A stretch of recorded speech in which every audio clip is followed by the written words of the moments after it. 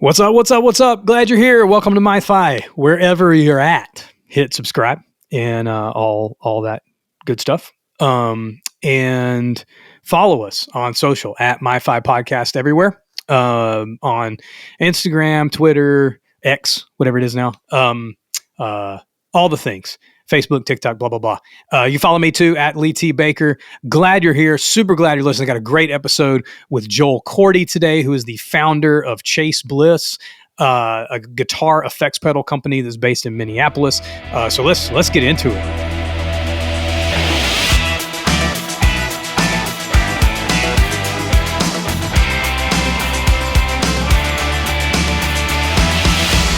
All right. Glad you're here. Dude, what a great episode. You guys are going to love this. Had a killer conversation with my friend Joel Korte. Joel's literally one of the smartest people that I probably know. I feel like I know a lot of smart people. I feel like as not a super smart person, maybe that's who I surround myself with. I don't know, as compensation. But Joel's an amazing dude. You're going to love the conversation. We talk a lot about his business. He's obviously creative. He's a musician.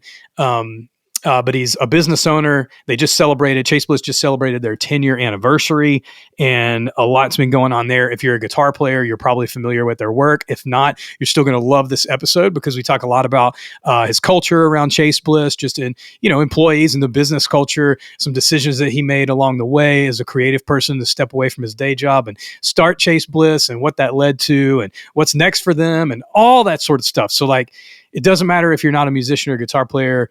If you're a creative person of any type or a creative leader or you run a business, you're going to enjoy the conversation that I have with my friend Joel. So I want to tell you a little bit about him and then we'll jump in the conversation. He is the founder, owner, the lead designer in the beginning. He's got other engineers that work for him now that he says in the episode are smarter than him, which I find hard to believe, but I get it.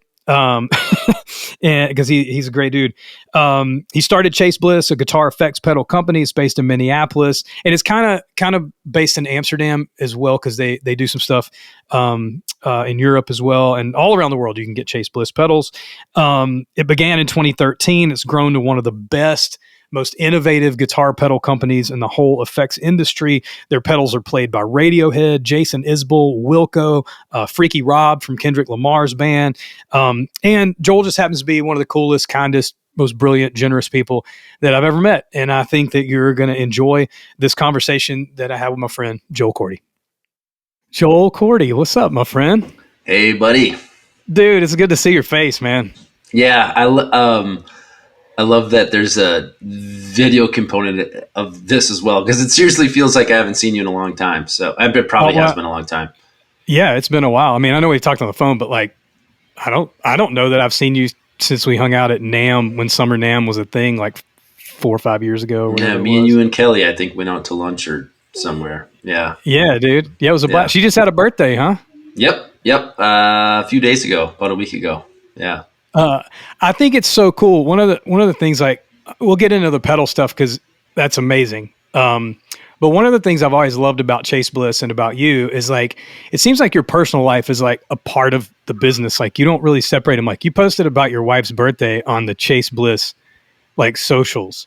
Is that intentional or do you just not see the separation, or is that just that's just what I do? I just don't see a lot of businesses do that, Well, that's a really good question. When I started it, I didn't have Instagram before I started Chase Bliss. Oh, I should also say at the top of this show here that I stutter. Sometimes I forget. If I'm talking to you, I obviously wouldn't say this because you know this, but since I we're didn't on even think about a podcast, it's kind of, I don't know, for people that don't know me, I stutter. It's I like to kind of say something about it at the beginning of a show like this, just so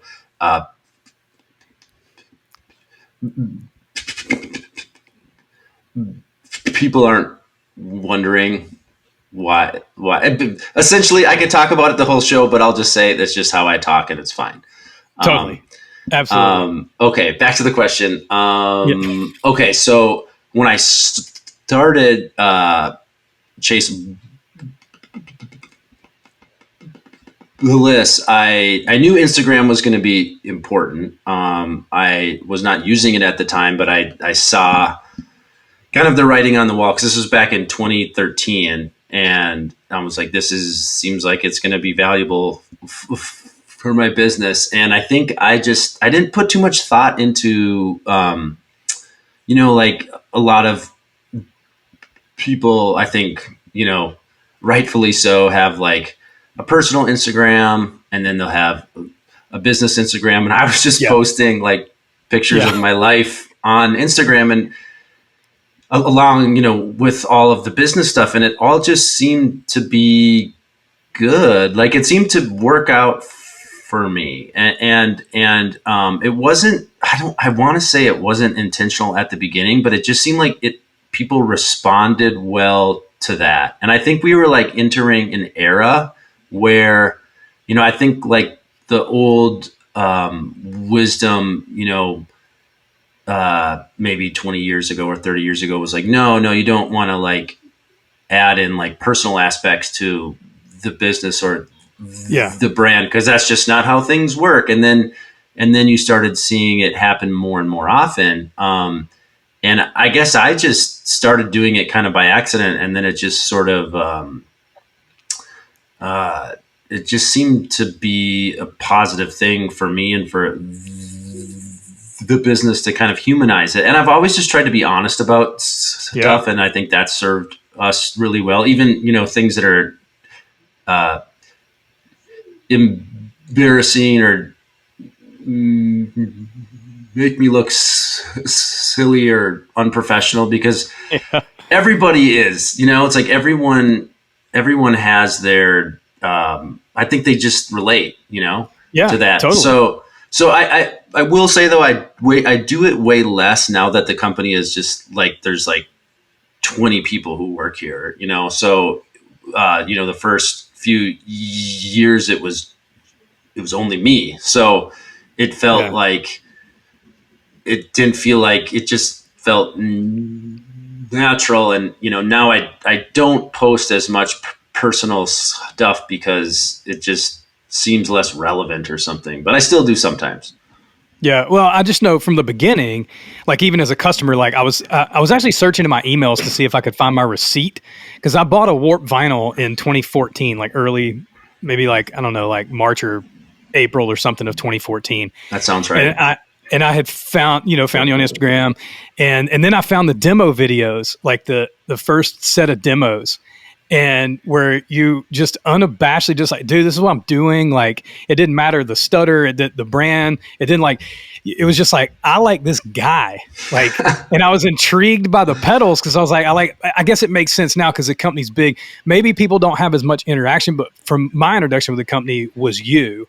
And then a single pedal. Whereas now maybe people's introduction to the company is more the company, so I understand that, but I do love it. I hope you never stop, because it is like, it's just amazing. And I see you, it's like you're constantly there.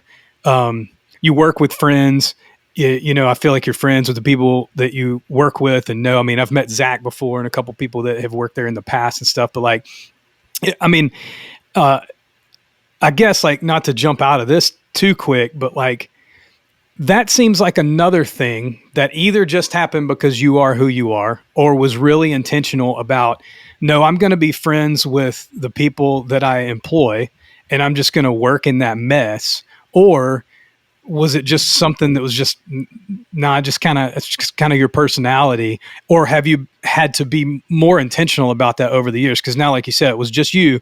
Now there's like 20 something people that work at Chase Bliss, and that's like their living, and their livelihood depends on it.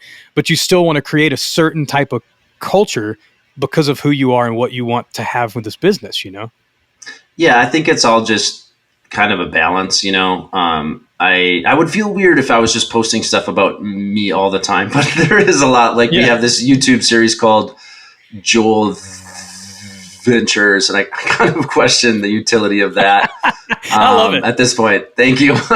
But yeah, I mean, the reason I think why I even entertained the idea of something like that is because the branding of the company, again, not necessarily originally my intent is just kind of wrapped up in me and my personality. So there's just still an element of that, and there probably will be always, unless like the feedback seems to be like people are like, get no more Joel. I'll be like, all right. No, that can never be the case, dude. Yeah.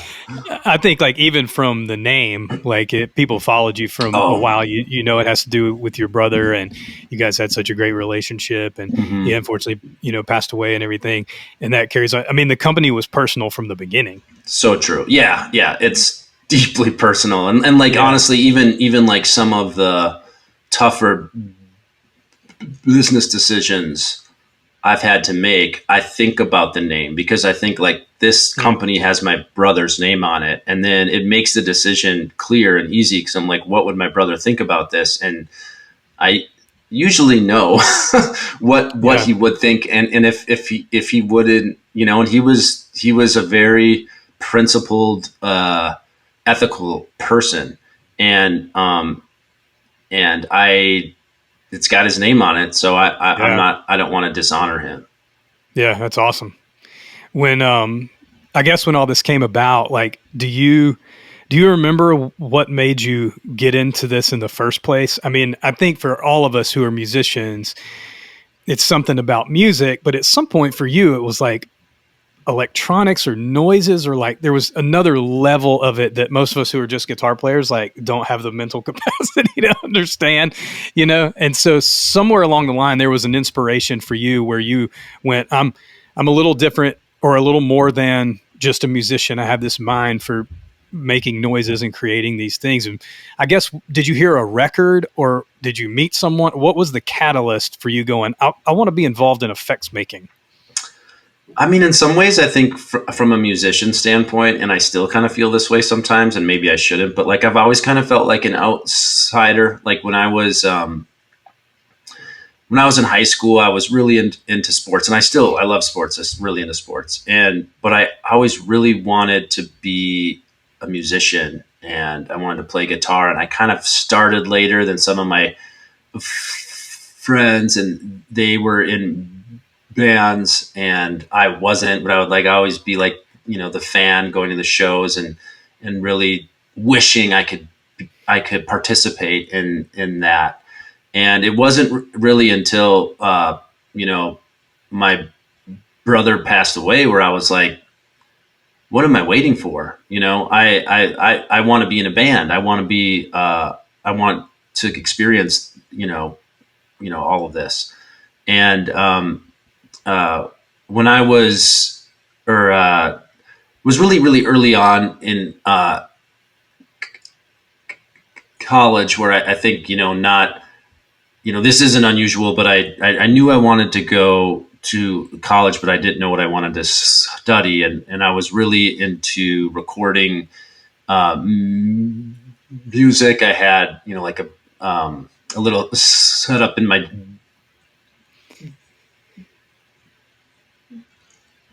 dorm room that was just such a source of pride, I'm a musician, and this is where I record my music, and here are my songs, and it's awesome.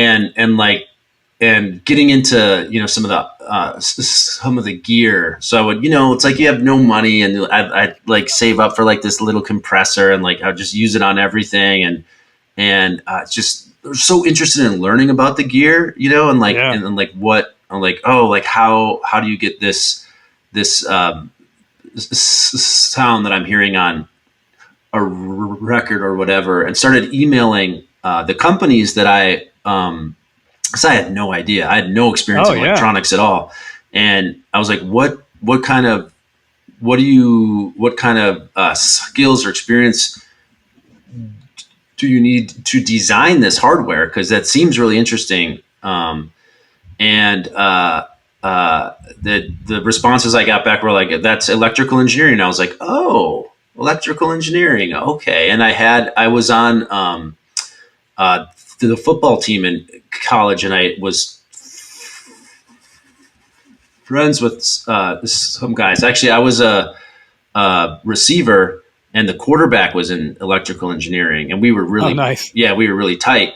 And I was like, dude, I think I want to do this because of, all this reason. And he was also a musician. And we actually almost started Chase Bliss together. Anyway, that's a whole nother story. But hey, but yeah, I joined up on the electrical engineering program after that. Yeah. Sorry. Well, I'm going to interrupt you because a minute ago you were like, yeah, just like emailed these companies, dude. Like that wasn't common back. Like I don't know. Yeah. I would have never thought that. I would have never gone like, I'm going to email these companies and go, hey, what kind of degree do I need to work at Boss or Ibanez? Really? That seems like so like really? Okay. No, I just didn't think that was like. I was playing guitar. Okay.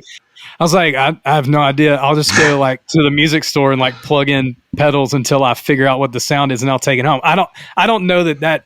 To me, it was some sort of like wizardry. I just not electronics. Like I record and I produce music every day and all that. Like, so I understand the gear. I have no idea what's going on inside of that thing. So when you would tell me stuff, or like other buddies I have that work in the industry would tell me like, well, it's because of these chips and that, I'm just like nodding along, like, like, yeah, because of the chips and whatnot. Yeah. I really try not, because I even like with one of our engineers at Chase Bliss, both of our engineers are way smarter than me, and but some of the conversations that Charlie, he's super close friends with John Snyder at Electronic Audio Experiments, and they'll get into conversations, and people will be standing around with just like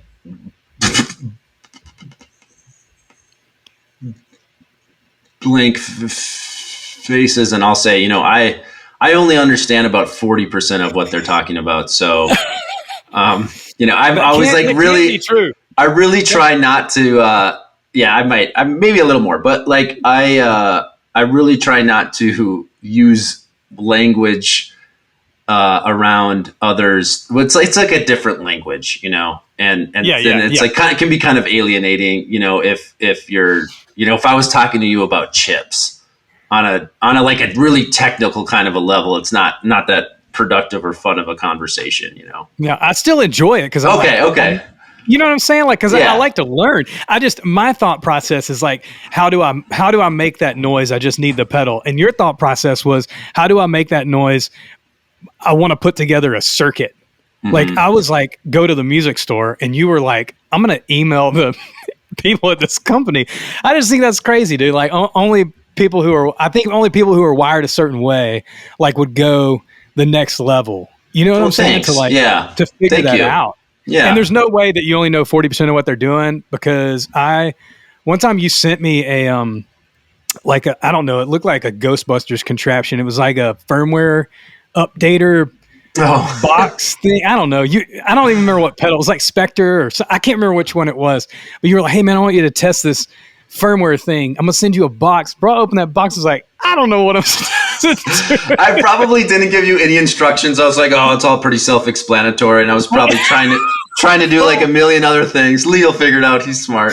Well, I text you, and you gave me the instructions and everything. I was like, I'm gonna break this pedal, like. And so the reason I say I know you know more than 40%, I opened the pedal and there's like layers of circuit boards in there. I'm like, bro, if I touch this wrong, I remember thinking like, should I have gloves on? Like to touch, like I had no idea what I was doing. You know what I'm saying? I know the noises, but you open the circuits, bro, you hand me a soldering iron, I'm just going to make a mess and break something. So anyway, I know you know more than 40%. I've seen the inside of the pedal. Well, to toot the other engineer's horns a bit more, like Tom, for example, so one of the things I always ran into with those early pedals is I would use all of the space on the chip, all of the ROM, it's called, and it was kind of nice sometimes because customers like, oh, could you add this feature? I'm like, I'm out of space, I can't do anything else. Like it's like when I would, it's called compiling the code. It would be like 99%, which is just like, it's like bad practice, and so that was always the case. And then Tom, when he came on board, he's like, would you like, and I was so proud of like the motherboard code that I work, and it, you know, it's good. It works. It's fine. And Tom's like, I would love a chance to like, I really want to understand everything that you did, and I would love to rewrite it and try to optimize it. And I was like very skeptical. I was like, okay, dude, because I didn't really know him that well or his skills Sure. at that point. I was very, you know, impressed with him, but he rewrote my entire motherboard code, and instead of like 99% ROM, it got it down to like 65% or something. So then Whoa. we were able to like have, and it did the same stuff. He just wrote the code in a more like elegant and optimized way. Yeah. Which I was like, okay, all right, Tom. That's crazy. Yeah. Was there, because I guess it's so, you know, and every pedal company has its own uniqueness to it. But there's a few, and Chase Bliss included in this, are just unique to me, not just in their brand and their culture, but like it seems, and I'll ask the question this way, was there a particular thing that went like, I see a problem that I want to solve, or was it I'm inspired to make this thing? Because I think that's how creativity starts sometimes. Like if you're an artist, you're like either I'm frustrated by something in the world and I want to make something that draws attention to it, like protest songs. You know, I think about like Rage Against the Machine or Radiohead or whatever, like great Bob Dylan, great artists like that who are just inspired by something. And then there's just people who just want to make things, you know, because they're purely inspired. It's not necessarily to combat things or solve a problem. It's just to make stuff. Did either one of those things cross your mind when you were like, because I think, were you at Zvex or at another company and you left to start Chase Bliss? What was the initial like inspiration or like drive, I guess, to go like, I've got to start my own thing? I think that it was a lot of things. I think one of the primary things though was like, you know, when you work for another company, you don't get that total freedom, you know, to make all the decisions. And I just got to a point where I felt like, gosh, what would I do if everything was up to me, you know? And like, once that kind of gets in your head, it's tough to get out. And I started to feel, I think for me at the time, and this was 2013, I was looking around and there were so many pedal companies and so many pedals coming out. And I'm like, you know, there's a few things out there that is, you know, the digital control of analog technology, but like, I think that there's an opportunity here to explore this. And I think that there's room for me in this industry if I just really try for it and really put the effort in and really just take a risk. And so I think that was the main thing. It was like really, really enamored with the idea of working for myself and having that freedom.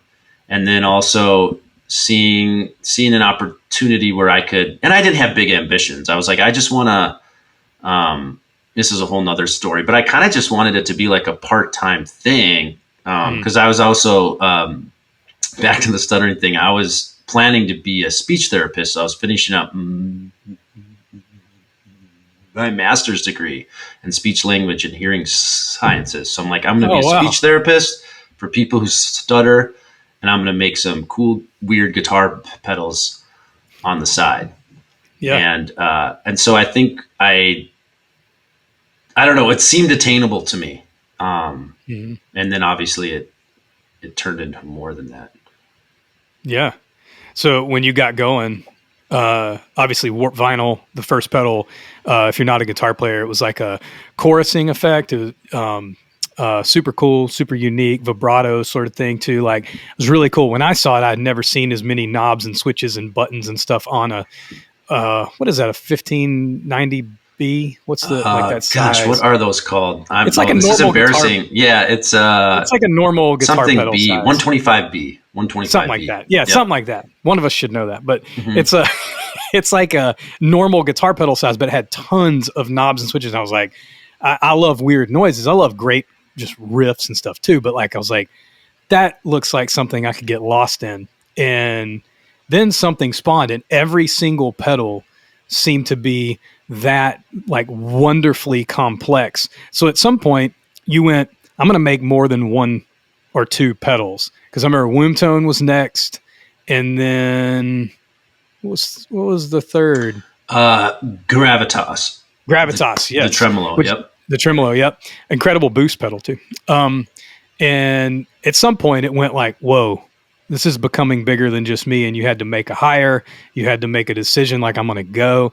What was that season like? It's exciting, inspiring, scary. Had no idea what you were doing. Like, what was that like? Well, one of the things I learned at Zvex was that, you know, there's like, I really wanted to make this platform, you know, because, and actually it was, I think somewhat related to, you know, one of the projects I worked at Zvex were these, they're sequencers, and the one I designed sort of the next iteration of these. It was like the Super Seek Wah, Super Seek Trem, and Super I remember Ringtone, and so they had tons of knobs on them. Yeah, and those pedals, like the control hardware is all the same, you know. So so it's like you can you make that connection that like you can keep a lot of the things like the hardware the same, and save yourself a lot of headaches, like keep the layout the same. Because that stuff's always so hard and finicky. It's like if you start from scratch every single time on a pedal, it's like you got to figure out the exact location of like all the knobs and like the DC jack and like where the stomp switches go. And so I was kind of, I really love the idea of making a platform. And not having to make those decisions with every new release, and then having like the motherboard control hardware always the same. So it was always the plan that I would make a line of pedals. Nice. Yeah, that was always like, it's crazy. We still use the same motherboard design, and like, I can't believe it. I would have never guessed that 10 years ago. So that, you know, that's interesting. Obviously, you know, it's had a lot of different revisions and things like that. But yeah, so I always wanted to do a lot, or like a line. But I'm kind of forgetting the second part of your question. I think it was just like, when did I know that yeah, it was like, and was it like, this is going to be your full-time thing? Like, was that, dude, I'm inspired, I'm firing on all cylinders? Or were you like, dude, this is like scary as crap, I have no idea what I'm doing? Like, I'm sure there was a mix of both. Yeah, but I think it's like inspiring to hear that sort of thing. Yeah, so I started Chase Bliss in January of 2013, and I was still doing I left Zvex as an employee, but I was the only engineer there, so I didn't want to, you know, just leave the project I was working on to just wither on the vine, because that wouldn't feel good. So I did contract work for them while I was starting Chase Bliss, and was open about everything, which of course was hard to navigate, but you know, it's always best to be honest. And so I was doing that, and then once I started to kind of wrap up my projects for Zvex, it became clear. I was kind of hoping like, oh well, you know, maybe when vinyl comes out, I'll be able to like make money and like do that. And it became clear to me after Warp Vinyl came out, it's like, no, this is going to take a while no matter what. So I started another engineering job after that. And that was cool, but like, and then I was also working part-time as a speech therapist, because I had graduated with my master's degree. And I was doing that one day a week. And I thought in my mind that was going to be perfect. Like I was going to do that, and then I was going to work on Chase Bliss, and then also work as an engineer, you know, just to pay the bills and stuff. Yeah. But what happened is that I the days that I would work as a speech therapist, I really realized during that time that like I am an introvert, and like being in front of like one after another. So I'd see like maybe like 6 clients a day, and it's like intense personal work and conversations. And like I would go home and I'd be like, oh my gosh, like I am exhausted. And like that, I feel good about what I accomplished with people, but like I certainly can't do this every day. And like, honestly, I don't think I'm cut out for this kind of work. And contrarily, then like I'd never been like an early riser or whatever, but like any minute I could get to work on Warp Vinyl was like, I was having the time of my life. And like, I didn't have to respond to emails or do social media. I was just working on my idea, getting to make all the decisions. And it was so fun and so rewarding. I remember waking up at like 5 a.m. just to get like 3 hours of work in before I went to my normal job. And like, and it just became clear to me. I was like, dude, this is your bliss, man. Like, and so I was like, okay, I'm not going to be a speech therapist. So I stopped doing that. And, if I could have, I would have just done Chase Bliss full time, but I just couldn't afford to, so I worked for another, year. And then it was like early 2015 where we were coming out with Warp Vinyl, it was me, Warp Vinyl Mark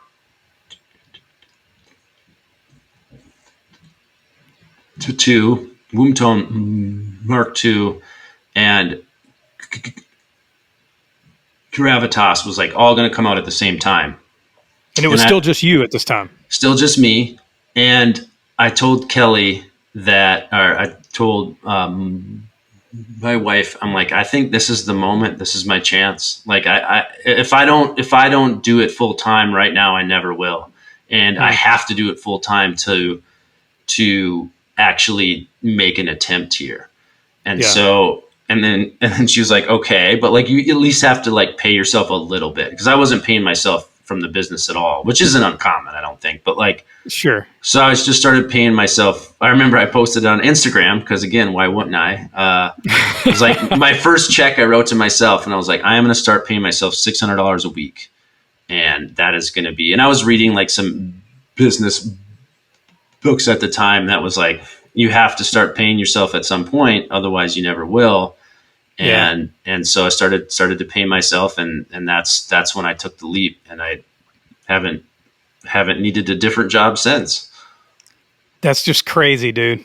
I can't imagine just the sheer, like, is there going to be enough out there? Because what you're doing is incredible, but it was so unique at the time. And I know that, like, there's things that you, as a creative person, as a business person, that are just practical. You have to think about them. And I remember the price point of Chase Bliss stuff when it came out was a lot higher than some of the other boxes because of the features and the complexities, but not everybody understands that. And you're taking a leap that people are going to go like, no, this is worth it. But it seemed like from a consumer standpoint, I mentioned earlier, I bought a Warp Vinyl in 2014. It seemed like one person at a time would play it and not be scared of the complexity of it. Cause we're just guitar players. We're not that smart. And so like, we're like not scared of like, oh, the dip switches and the MIDI and just how complicated it was. And it seemed like there's endless possibilities and all this sort of stuff. And then we started seeing other people, like people we knew playing these pedals. And I don't know, it just caught a firestorm. It may have been right at that right time. I didn't know that you weren't full time at that point. I don't know that we've ever really had that conversation. Because right after that was like maybe tonal or Spectre and Tonal Recall in some order and all that sort of stuff. But like, I felt like it was just exploding at that point, and it was such a unique deal. And I saw people playing them. I mean, that's a good question. Who was the coolest? Like you thought like, oh, we've made it. Not, it's a terrible way to phrase it, but like, oh, it's pretty dope. Like, that person has a Chase Bliss pedal on their board, or they were seen with one or whatever. Who was that person? Gosh, I'm trying to think of like, who would be like the first person? Actually, do you know, this isn't like, a huge name necessarily or anything, but do you know a guy named, Mark Sibilia out of Nashville. Yeah. He's huge on Instagram stuff. Does a lot of live editing stuff. He's amazing. Yeah, he's really kind of exploded on Instagram lately, but he's been a professional musician for a long time. And he's awesome. And I got my pedals into Chicago Music Exchange. They're actually like the first dealer. So lucky that I started to work with. Yeah, I was just like blown away because I thought that was going to take years. And they ordered 4 Warp vinyl, and I was over the moon. But I remember I would like refresh the stock just to see if anybody would buy it on their website. That's so awesome. Yeah, and every time, real. like That's if I ever, I would see like 4 in stock, and I was like, okay.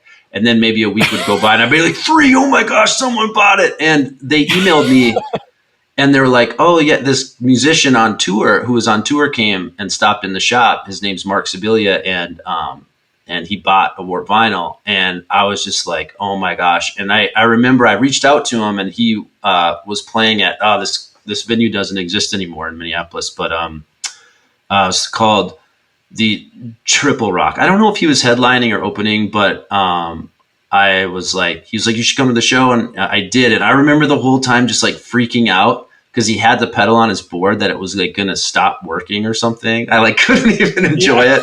And I think he did play it on a song, and he's like, yeah, it was just, that was, that was like the first, like, okay, some like working musician is, and it was, it's really expensive. So, there was something about it that resonated with him. He liked the sound, and that's a big investment for anyone to make. But that was the first time. I remember seeing when I thought, dang, Joel's like this is happening, is when Ed O'Brien from Radiohead had one, and I was like, oh my gosh. That was a moment I'll never forget. Cause I got an email from him, and I'm like, it was like, until I met him actually in person, I kind of was like, what's that word where like someone pretends there's something? Yeah. I was like, I honestly thought until like I went to Chicago to see Radiohead, and he had like a pass for me, and I went to Wilco, and it wasn't until there was an envelope and I got the passes, I'm like, okay, I'm actually talking to Ed O'Brien. Like this isn't crazy. Yeah. But when he sent me that email, it was like, I think he was interested in Tonal Recall. And he also wrote some stuff about how he watched a video where I was working at this camp with kids who stutter.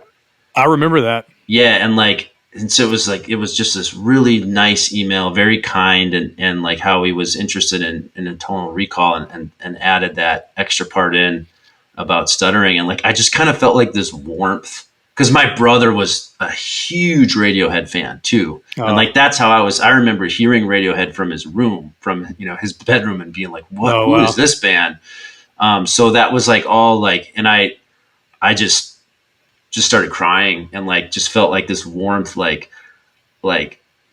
amazing feeling. And yeah, we still, we're kind of friends, it's just wild. That's crazy, dude. The things that it takes to like, I don't know, maybe you do, but like you think about the day when you were like, telling your wife, like, I have to, if I don't go full time now, if I don't pay myself, if I don't like go after this now, I never will. You don't think like, and it's only been 10 years, bro, which seems like a long time, but it's kind of not a long time too. Mm-hmm. Like for something from the ground up. And Radiohead's kind of the top of the heap when it comes to effects and guitar and things like, I mean, you know what I'm saying? I know exactly what you're saying. Yeah.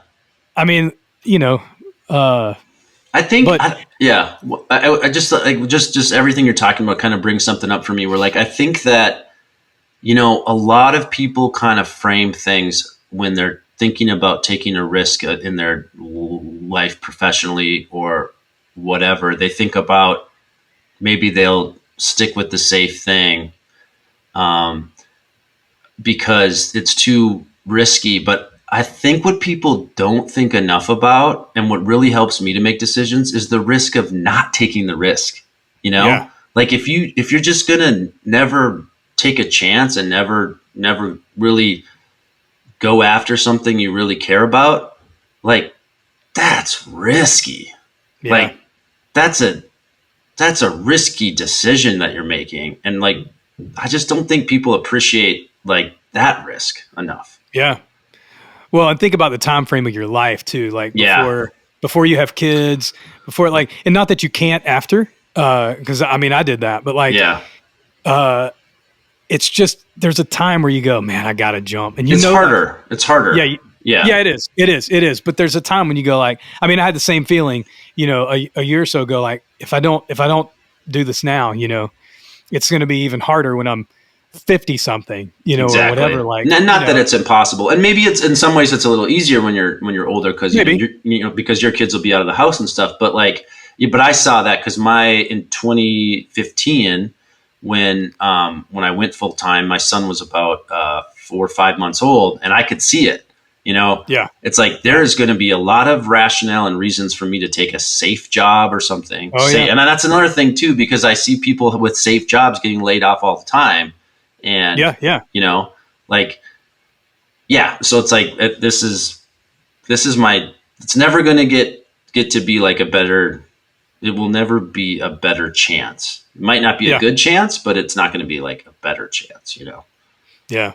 Well, I think about the last, like, since, you know, I became aware of you guys in 2014, which 9 years ago, you've gone from 3 pedals in 2016, 17, whatever it was, when you were like, I'm going to go full time in this, from there to Radiohead in 10 years. And do you think, because I know y'all have done a lot of celebration, you know, you've done a lot of cool stuff over the past couple of months, you know, partnering with the brewery and, you know, releasing all these cool anniversary, limited edition things, all this sort of stuff. What's the next season look like? Like, are there goals and things? You're still obviously motivated. You don't look like seem like you've lost a bit of your like drive to do cool things and make cool things. And your staff all seems awesome and great. And just the environment and the culture that you've created as a leader there seems awesome. What's the next 10 years look like? Or what's the next step? You know, is that still something in your mind? And what does that look like? Yeah, I think that the thing that I've been probably the most successful with is surrounding myself with people that are better than me at everything that they do. So I think the next 10 years, it's going to be, you know, I'm like the captain of the ship. So like I'm kind of keeping us afloat and like, kind of steering us in a direction. But I think that it's really going to be dictated by the rest of the people that work at Chase Bliss and like what their vision is. You know, people like Knobs and Tom and Charlie and Zach, but really everybody, you know, I think plays a really important role in where things go. And even as I mentioned those names, I'm like, why did I do that? Because like, you know, our art director, Eric, it's like he's guiding to, and like, and, you know, everyone's interest plays a part. And so I think that it's exciting. I think it could go in a lot of different directions that will all be great. Hopefully. But yeah, I think it's these days, it's just a lot less about me, but I also really like that. I really like that, especially because I have 3 kids now, and like my focus is very much on my family and a little bit less on the business and the pedals. So that's really nice to be able to have that support around. Yeah, that's awesome. I want to ask you just a couple more questions. One, the rebrand happened, was it 2 years ago ish? Something like that? Yes. Year and a half, something like that. It was, a year and a half. Yeah. Mm-hmm. It was when we launched it. Awesome. Yeah. Yeah. I thought it was awesome. I think it's beautiful. It's great. It's definitely fits, you know, it's great. I'm always curious when a company decides to rebrand, like what is the motivation? Is there just, oh, we just need a fresh look, we just need something dialed up? Or is it like, no, we learned, maybe on the other, side, there's, now we learned something about ourselves and there's something that I want to express that's not in this current brand or whatever? What was the motivation behind you guys rebranding? Yeah, I'll just the only way I can really answer this is just to tell the story, and Yeah, I don't yeah. think this is a story I've probably ever told on a podcast or anything. But so one of my best friends is this guy named Ryan Harding, and he's the drummer in a band called Local H, and we go camping every year. He hasn't been able to go every year because sometimes he'll be like, hey, I'm on a tour or whatever. And we were out in this. It's like real camping. It's like you have canoes and you portage and you're disconnected from technology. And we were out there, and he was talking about his brother-in-law.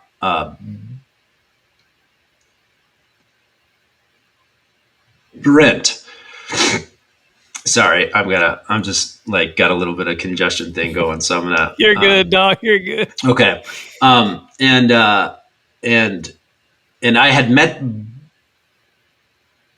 Brent a few months, maybe earlier than that, at Ryan's wedding because we were both at his wedding, and I liked him a lot, but we really didn't talk about work. We're just kind of whatever, and he's like, yeah, Brent is this marketing guy, and he made a website for me. And I was like, oh, once we get done camping, I want you to show me the website because I'm interested. And he was just saying a lot of positive, nice things about his brother-in-law. Yeah. And then we get out camping. He shows me his website. I'm like, okay, your website is way better than mine. I should talk to Brent about this. So I initially just approached him about, I was like, hey, could you help me make my website better? Because I don't know what I'm doing, and he really, over a series of conversations, just convinced me. He's like, Joel, your company is so cool. Your products are great. You have this, community of supporters and, people that really care about you and the brand. But he's like, everything's all over the place. He's like, nothing's consistent. You don't have, the guidelines that you kind of need to have if you're going to be like a serious kind of brand. And he's like, I would love to help you with all of this, but it's going to be a thing, And I was really resistant at first because I was like, oh no, I like our, we're kind of a ragtag bunch of dreamers, and like, it's like, he's like, he's like, you can still be all that stuff, but like I think it will really help you. And just like the more and more weeks, he's like, I'll help you with the website no matter what. But I think you should rebrand. And we just kept talking. And then also it's like, I always work with, I was working with, Knobs a lot, and I'd always bounce stuff off him. And I was like, I'm thinking of, I've been talking to this guy, Brent, and I'm thinking of rebranding. And that's really when, because Scott and I were working, Scott, aka Knobs, were working together on projects. But that's when he really got interested because I was showing him some of, the concepts and idea we were thinking about. And he's like, wow, it is dawning on me how much I care about all of this. Like I really care about this, this brand and this, like I would love to be a part or more of a part. And then, then we all just really started working together on it. We, our art guy, Eric, who I was talking about earlier, cause that was the thing. Britt was like, you need to have a designer at this point, I think.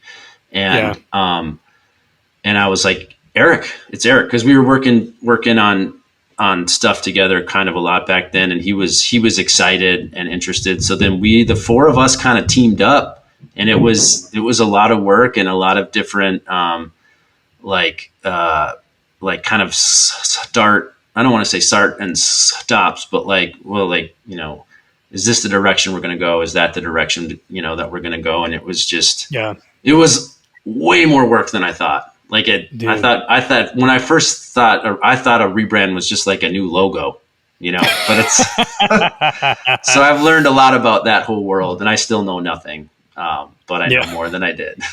I'm happy to be ignorant. I've been through that too. And I'm like, gosh, this is so much work, but I thank God I have friends like you do to help me with all that sort of stuff, because it's like a whole deal. But I am always curious. It is what you guys did was so great, and I'm sure everybody has opinions, but I think it's been awesome. And the way that you guys have navigated, going direct, and even what I saw recently with the Bliss and Mortar idea is so wonderful. It's so smart, with East Side in East Nashville being the first one of those stores. And you guys have so much going on. I could talk to you for like 5 hours, like catching up on cool things that you guys have done.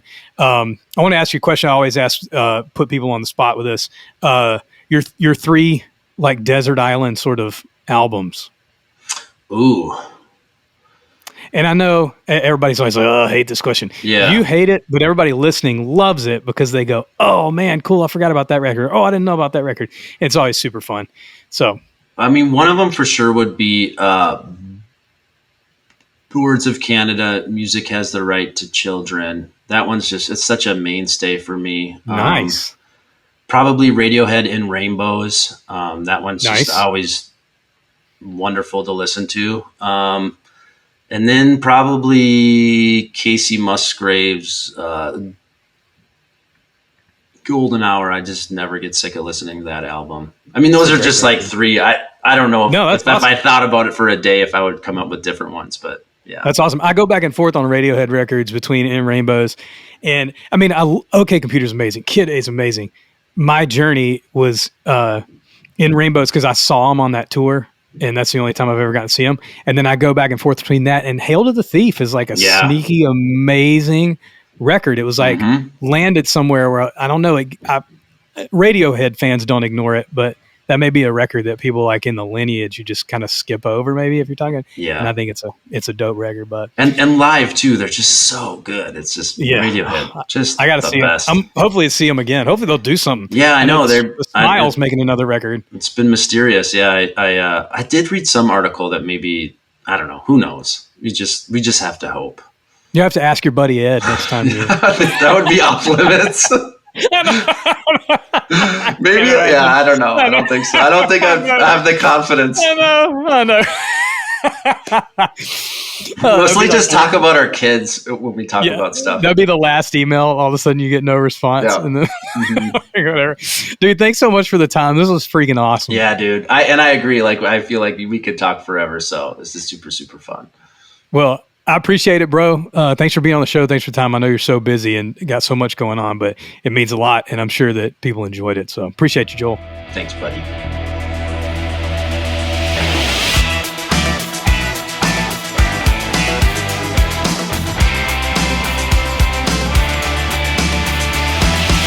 All right, man. What a great episode. Incredible conversation. If you're not following Chase Bliss, go follow him at Chase Bliss on all the social handles, just at Chase Bliss.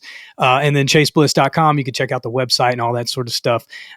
Make sure to do that. Incredible company. Go check out some of the videos, demos. If you're a guitar player, you probably already know about them. If you didn't, you're welcome, because they're an incredible company. I have a load of their stuff in my arsenal and on my pedal board, and I use it all the time. And so hopefully you do too, or you'll find it if you're a guitar player, and you'll get some. But follow them at Chase Bliss, and then chasebliss.com is their website. Make sure you're following MyFi Podcast at MyFi Podcast everywhere. You can follow me as well at Lee T. Baker to keep up with everything. We got some killer episodes coming up. The episode previous to this one was with Ariel Posen, and the one that started season 2 was with my friend Lauren Spring. So go check out those episodes, because they're really, really great conversations with them as well. Got a great episode coming up in a couple weeks. So stay tuned. Make sure you're following, subscribed, all that sort of stuff, so you get the latest. and are always a part of the conversation here with MyFi. So thanks for sticking around. And until next time, you guys have a good one.